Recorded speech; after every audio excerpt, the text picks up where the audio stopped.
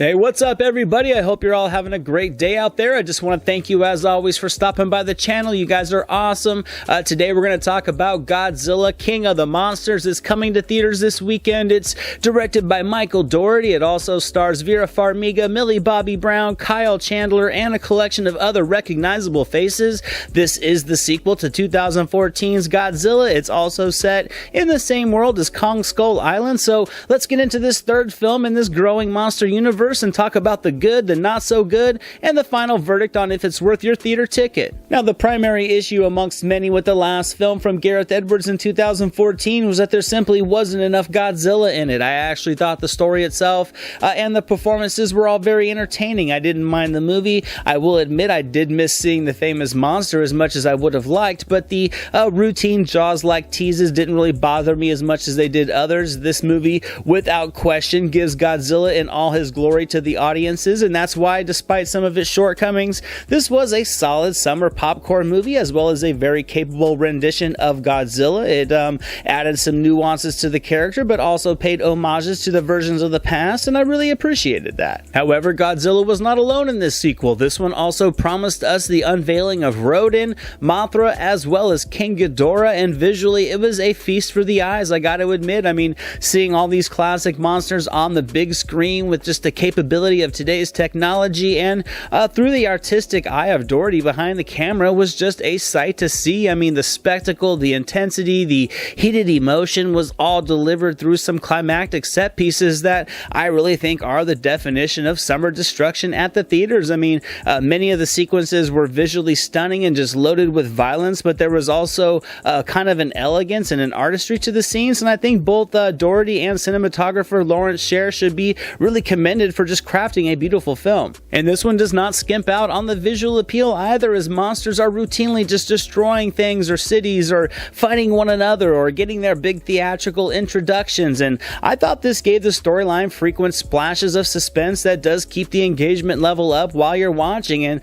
while the monsters, yes, are the stars of the show, I think the cast was also able to come in and really do a good job of injecting the narrative with some strong performances. I do think this film had its issues, and the characters overall was certainly one of them for me. I think on the writing side they were just relatively thin in development, backdrop, and motives, and as a group it just felt like a collection of generic character types, which was kind of a disappointment to me. But I got to admit, the cast does come in and make them feel much more genuine through their performances alone. I think across the board this group of familiar faces was able to come in and elevate the material to provide this film some serviceable characters that you can invest in just enough. It's an ensemble cast of names you know. They add the needed charisma and screen presence to their smaller roles to help carry the film along when the monsters aren't battling it out, and Chandler, Farmiga, and Brown as the leads were all very good. I thought they brought a ton of effort and energy into their roles, a ton of emotion as well, which kind of makes the thin material they had to work with that much more of a letdown, because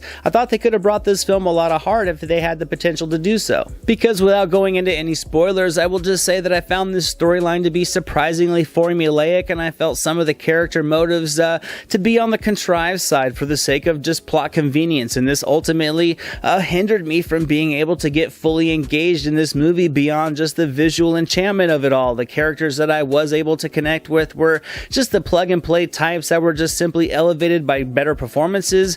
The others were just tools to move the narrative where it needed to go, and it was glaring to me. It also unfortunately did open the door to some unwanted predictability, and in the end the story was kind of a collection of tropes with a very choppy first act. It was just hard to get settled into despite being very excited to see it. I thought there was potential for a unique storyline, yet it felt like it went with sections of other familiar films in the genre, and the addition of the other monsters kind of made the progression feel a little bit scattered at times, because I don't think the story was tailored as much to the subject matter as much as the subject matter felt like it was poured into a template. Also, the main action or event that ignites the plotline and the film into motion also felt lacking in inspiration, and to me felt much too familiar to a recent motive we've seen in another blockbuster film this year, something that to me was a distraction as it played out instead of being a sequence that built the intended emotional intrigue. Overall though, this was a fun movie to just sit back and enjoy for what it was. I mean, it delivers endless visuals from start to finish as monsters are tearing into one another, and I did have fun with it. So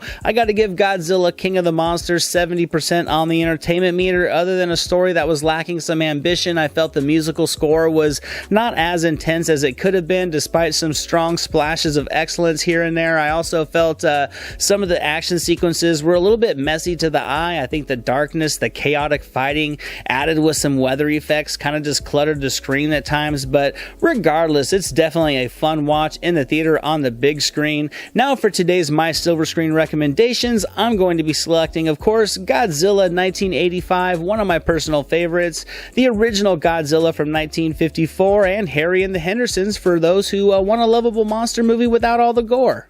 Thank you so much for watching this video, guys. I hope you enjoyed it. If you did, drop it a thumbs up, leave a comment below. I'd love to talk movies with you guys, share it with your friends, and without question, hit that subscribe button and the notification bell so you can never miss a video. Here are some links to some recent reviews just in case you missed them. All my social media links and the link to our official website are down in the description below, and I'll catch you next time.